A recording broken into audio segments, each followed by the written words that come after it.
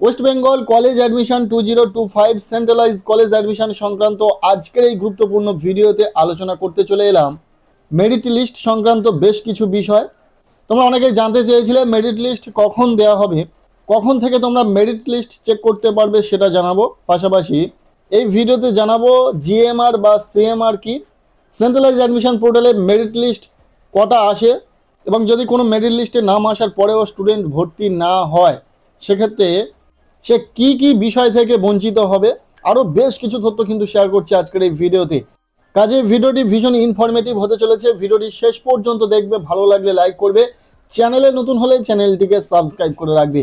প্রথমত আলোচনা করে দিই জিএমআর বা সিএমআর কি। তোমরা মেরিট লিস্ট চেক করার পূর্বে দেখে নিতে পারবে সেন্ট্রালাইজ অ্যাডমিশন পোর্টালের মাধ্যমে একটি র্যাঙ্ক শো করছে জিএমআর আর একটি র্যাঙ্ক শো করছে সিএমআর।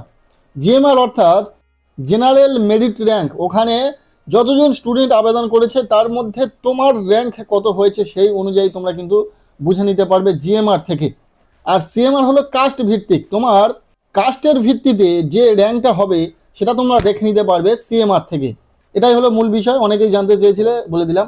এবার মোস্ট ইম্পর্টেন্ট যে বিষয়টি নিয়ে কথা বলবো সেটা হচ্ছে তোমাদের মেরিট লিস্ট কখন এবং কটার সময় দেখতে পাবে। দেখো, আজ 6 জুলাই আজকের মেরিট লিস্ট পাবলিশ হওয়ার ডেট। পূর্ববর্তী নির্ধারিত ঘোষণা অনুযায়ী আজকের মেরিট লিস্ট বার হওয়ার কথা ছিল, কিন্তু সেটা আর হচ্ছে না। বর্তমানে ডব্লিউবিসিএপির আন্ডারে অনলাইন অ্যাপ্লিকেশান চলছে।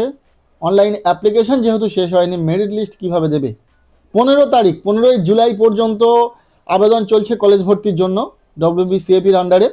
15 জুলাইয়ের পর হয়তো 20 জুলাই বা 19 জুলাইয়ের মধ্যে কিন্তু তোমাদের মেরিট লিস্ট পাবলিশ হয়ে যাবে। অ্যালোকেশন স্ট্যাটাস তোমরা দেখে নিতে পারবে। অর্থাৎ আজ 6 জুলাই, আজ কিন্তু কোনো মেরিট লিস্ট পাবলিশ হবে না। অনেকেই কাল থেকে বারংবার কমেন্ট করে জানতে চাইছিলে যে কখন মেরিট লিস্ট তোমরা দেখতে পাবে। সো আশা করছি বোঝাতে পেরেছি। যেহেতু আবেদন প্রক্রিয়ার যে ডেট সেটা এক্সটেন্ড হয়েছে এবং সেই সাথে সাথে মেরিট লিস্টের ডেটও এক্সটেন্ড হয়েছে, কিন্তু কবে মেরিট লিস্ট দেবে এখনও পর্যন্ত ডেট অ্যানাউন্সড হয়নি। খুব শীঘ্রই হয়তো সেই ডেট আমরা জানতে পারবো, এবং যখনই জানবো অবশ্যই তোমাদের সাথে ভিডিওর মাধ্যমে শেয়ার করে দেবো। আজ কোনো মেরিট লিস্ট পাবলিশ হচ্ছে না। মেরিট লিস্ট কিছুদিন পর, অর্থাৎ আগামী হয়তো 20 তারিখের দিকে মেরিট লিস্ট পাবলিশ হতে পারে। এরপর কথা বলি, যেহেতু সেন্ট্রালাইজ অ্যাডমিশন পোর্টালের মাধ্যমে মেরিট লিস্ট কটা আসে সেটা জানার চেষ্টা করেছো তোমরা অনেকেই। তো বলে রাখি, সেন্ট্রালাইজ অ্যাডমিশন পোর্টালে মাত্র 2টো মেরিট লিস্ট আসবে। সেটা ফার্স্ট ফেজে 2টো মেরিট লিস্ট আসবে এবং সেকেন্ড ফেজ অর্থাৎ মপ আপ রাউন্ডেও 2টো মেরিট লিস্ট আসবে। 2টো মেরিট লিস্টে আবার সবার নাম থাকবে না। যখন ফার্স্ট ফেজের ফার্স্ট মেরিট লিস্ট পাবলিশ হবে সেখানে অধিকাংশ স্টুডেন্টেরই নাম এসে যাবে, যেহেতু একজন স্টুডেন্ট তার প্রেফারেন্স লিস্টে অনেক কটি কলেজ রাখে, যার ফলে কিন্তু সে একটা না একটা কলেজে ভর্তির সুযোগ পেয়ে যায়। আশা করছি ক্লিয়ার। এবং যারা ভর্তির সুযোগ পেয়ে যায় এবং সেটা যদি তার খুব বেশি পছন্দের কলেজ না হয়ে থাকে, প্রেফারেন্স লিস্টের 1 নম্বর কলেজে যদি না হয়ে থাকে, সেক্ষেত্রে তারা আরও একটা মেরিট লিস্টের অপেক্ষা করতে পারে। কেননা ভর্তির সময় তারা যদি আপগ্রেডেশন ইয়েস করে ভর্তি হয়, সেক্ষেত্রে আপগ্রেড রাউন্ডে নতুন করে একটা মেরিট লিস্ট পাবলিশ হবে। সেখানে দেখা হবে সে তার হায়ার প্রেফারেন্স পাচ্ছে কিনা। তার জন্য প্রথমেই যে কলেজে ভর্তির সুযোগ পাবে সেই কলেজে তাকে কিন্তু ভর্তি হতে হবে। ভর্তি হওয়ার সময় ফিস পেমেন্টের আগে আপগ্রেডেশন ইয়েস করে কিন্তু অ্যাডমিশন নিতে হবে, যাতে দেখা হয় যে আপগ্রেড রাউন্ডে তার প্রেফারেন্স লিস্টে থাকা উপরের দিকে কোনো কলেজে সে ভর্তির সুযোগ পাচ্ছে কিনা।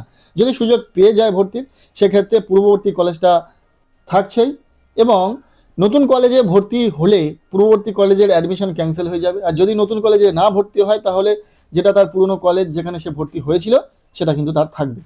আর অ্যামাউন্ট যেটা পে করেছিলে তোমরা ভর্তির সময়, সেটা কিন্তু কনভার্ট হয়ে যাবে নতুন কলেজে ভর্তির সময়। যদি এক্সট্রা কিছু লাগে সেটা তোমাকে দিতে হবে। যদি এক্সট্রা কিছু টাকা ফেরত পাওয়ার হয় সেটা কিন্তু তোমরা রিফান্ড পেয়ে যাবে। সো আজকের এই ভিডিওতে এতটুকুই। কেমন লাগলো ভিডিওটি কমেন্টে জানিও। অবশ্যই ভিডিওটি ভালো লেগে থাকলে লাইক করে দিও, চ্যানেলে নতুন হলে চ্যানেলটিকে সাবস্ক্রাইব করে রাখো, আর ভিডিওটি বন্ধুদের সাথে প্রচুর শেয়ার করে দাও।